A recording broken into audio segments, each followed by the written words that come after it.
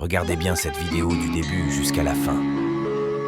Une femme enceinte est dans sa chambre avec sa petite fille. À côté d'elle, invisible à l'œil nu, se tient une sorcière. Dans sa main, la sorcière tient une poupée et un couteau. Elle plante le couteau dans le ventre de la poupée, et cela agit directement sur le ventre de la femme enceinte.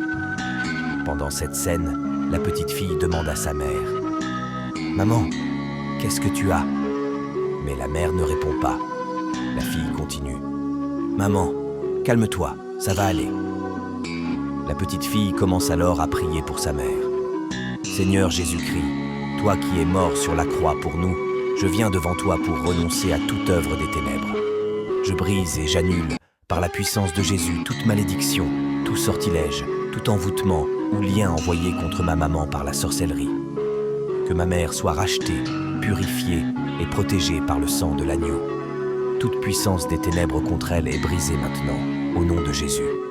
J'ordonne à tout esprit de sorcellerie de quitter la vie de ma maman, au nom de Jésus-Christ. » Pendant qu'elle prie avec foi, toutes les attaques de la sorcière commencent à se retourner contre elle.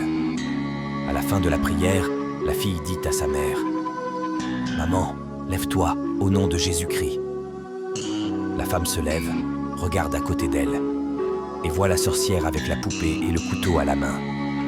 Elle s'écrie « Oh Seigneur, belle-mère, qu'est-ce que j'ai fait pour mériter autant de mal? Pourquoi me traites-tu ainsi? Qu'est-ce que je t'ai fait pour que tu ne veuilles pas que j'aie un enfant de ton fils ?» La sorcière, qui est sa belle-mère, répond « Tu n'auras pas d'enfant dans cette maison. Je ne voulais pas que mon fils t'épouse, mais il n'a rien voulu entendre. C'est pour ça que tu ne pourras jamais avoir d'enfant de lui. Et même si tu y arrives, l'enfant mourra. Je ne te laisserai jamais avoir un enfant ici. Compte sur moi. » La femme enceinte reprend la parole, la voix tremblante mais ferme. « Quel est le mal dans le fait que votre fils se soit marié avec moi? J'ai une fille avec lui et nous sommes heureux ensemble. » La sorcière répond avec haine. « Je ne veux pas de cette relation. Vous ne serez jamais heureux ensemble. Non, c'est non. » La femme enceinte reprend avec foi. « Rien de ce que tu feras ne pourra nous détruire. » Elle commence à prier. « Seigneur Tout-Puissant, je viens devant toi au nom de Jésus-Christ. Tu es mon refuge, mon bouclier, mon libérateur. Tu es plus grand que les attaques de la sorcière se retournent contre elle-même. » Elle commence à crier, puis disparaît aussitôt. Partagez, likez, commentez pour plus de réalité de la vie. Et surtout, n'oubliez pas de vous abonner. Regardez cette vidéo du début jusqu'à la fin. Ce garçon est un sorcier et a essayé de tuer l'homme qui manipulait son téléphone à côté de sa voiture. Le sorcier lance un sort diabolique à l'homme, mais le sort se retourne contre lui. Il relance encore, et une fois de plus, le sort revient vers lui. La troisième fois, le sorcier crie et montre son vrai visage. L'homme qui manipulait son téléphone court alors au secours du sorcier et lui demande « Qu'est-ce que tu as? Dis-moi, qu'est-ce qui t'arrive ?» Mais le sorcier ne répond pas. L'homme appelle alors à l'aide. Un pasteur qui venait de loin savait déjà ce qui se passait. L'homme le supplie. « Pasteur, s'il te plaît, aide mon ami. Ne le laisse pas mourir. Sauve-le, je t'en supplie, c'est mon ami. » Le pasteur lui répond. « Tu es sûr que c'est ton ami? »« Oui, c'est mon ami. »« D'accord, je vais le sauver. » Le pasteur commence alors à prier. « Je commande à l'esprit des ténèbres qui tourmente ce garçon de le libérer immédiatement, au nom de Jésus. » L'homme répondait « Amen » à chaque parole. Peu après, le sorcier revient à lui, se lève doucement et s'approche de la voiture. L'homme remercie le pasteur. Sur le champ, le pasteur demande au sorcier de dire la vérité. « Pourquoi voulais-tu la mort de ton ami ?» Le sorcier prend la parole. « Mon ami ici présent avance dans la vie plus que moi. C'est comme s'il m'empêchait de progresser. Il est la raison pour laquelle je n'avance pas.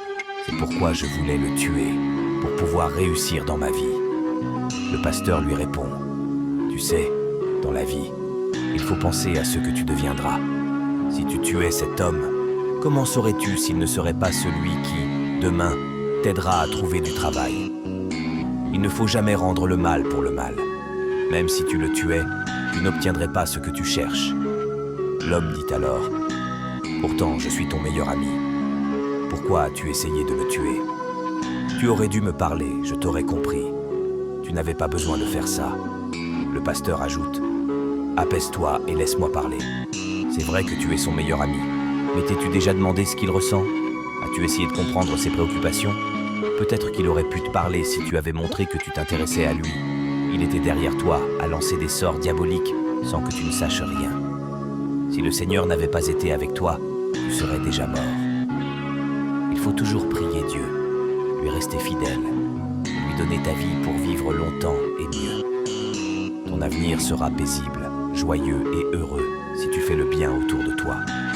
Pense au bonheur des autres. L'homme reprend la parole. Mon ami, tu aurais pu me dire que tu avais un problème, que tu avais besoin d'argent, ou que tu voulais relancer un business. J'aurais pu t'aider. Tu aurais dû m'en parler. Le pasteur prend la parole. Tu sais, jeune homme, ce n'est pas vraiment sa faute. C'est le diable qui le poussait à agir ainsi. Si on n'a pas foi en Dieu, on tombe facilement dans ses pièges. Si toi, tu n'avais pas la foi en Jésus-Christ, tu aurais pu mourir aujourd'hui. Mais Jésus t'a sauvé. Il veille sur notre bien-être, il pense à nous et il nous protège des esprits maléfiques. Donnez votre vie à Jésus et faites du bien autour de vous. L'homme qui tenait son téléphone dit alors au pasteur, « Merci beaucoup, monsieur. Vous m'avez beaucoup aidé et vous avez aussi sauvé mon ami. Je vous remercie profondément. » Le pasteur lui répond, « Ne me remercie pas. C'est l'œuvre de Dieu. C'est à lui que vous devez dire merci. » Puis l'homme dit à son ami, « Mon ami, qu'est-ce qui t'a pris de faire ça? Si tu m'avais demandé, je t'aurais aidé. Et si tu m'avais tué, qui aurait veillé sur mes enfants? Toi? Bien sûr que non. Tu voulais me tuer pour prendre mes biens, mais tu n'aurais jamais pu t'occuper de ma famille. » Le sorcier lui demande pardon. « Je ne savais pas. Excuse-moi. » Et l'homme répond, « Si tu m'avais expliqué ton problème, tu aurais pu en profiter toi aussi. Je t'aurais sûrement aidé, sans souci. Partagez, likez, commentez pour plus de réalité de la vie. Et surtout, n'oubliez pas de vous abonner.